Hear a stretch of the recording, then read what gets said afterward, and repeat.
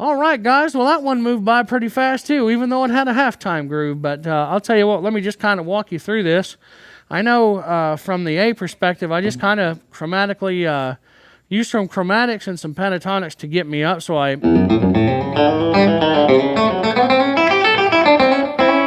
And then I did a... which was kind of more of your bending thing that I showed you how to do with the chords in section 1. Which was really cool. And then moving to D, I actually used the D open scale again, only I didn't follow it down to the 1st fret. I kind of stayed up in the 7th fret area where I...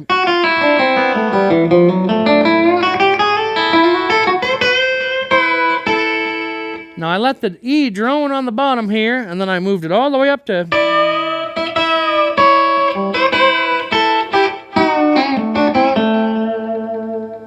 And then from there, you know, I did kind of more of an open kind of thing. And then I kind of hammer onto those kind of, I did the open string lick, and then I kind of hammered onto this little kind of bendy thing where it kind of, you can get chimey with it if you want to, where if you actually hammer it on with harmonics, like if you hammer it, like that, then it's actually, you can do some pretty cool stuff with that. But then I moved it on to where I was...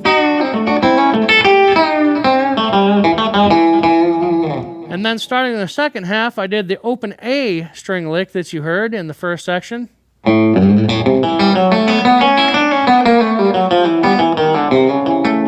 I played it a little different. I didn't chromatically walk up that time, okay? So...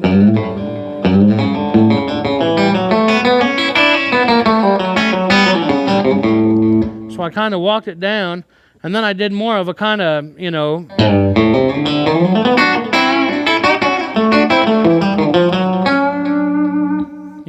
So I walked it into that kind of more of the steel guitar kind of thing with a few little double stops to just kind of move my way around. But everything is kind of still playing in tune with that high, low, low, high thing.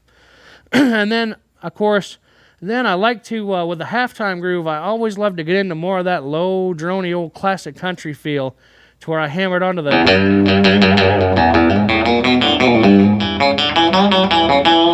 And it's kind of like a, kind of the classic country, but yet kind of almost surfer kind of approach, just droning on the low E thing.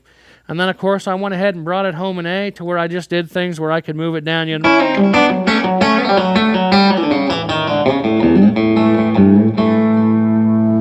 So that just kind of gives you a little bit of an overview. Nothing really majorly different than the last one we did, except the beat did change, the groove did change, and the approach definitely changed. And that's what I really want you to know, is when you hear a different, when you hear the drummer play a different groove, it can affect how you think about how you play and the effect you're going to have when you play.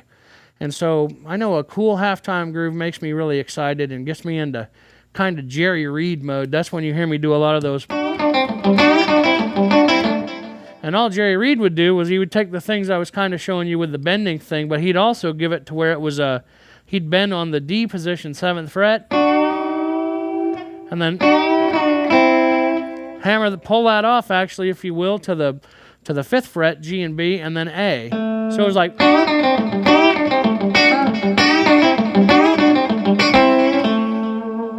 So that's kind of an old classic kind of country Jerry Reed thing that everybody kind of, asked for. And I know I have a very dear friend of mine who asked how I get the Jerry Reed sound. Well, that's how you do it.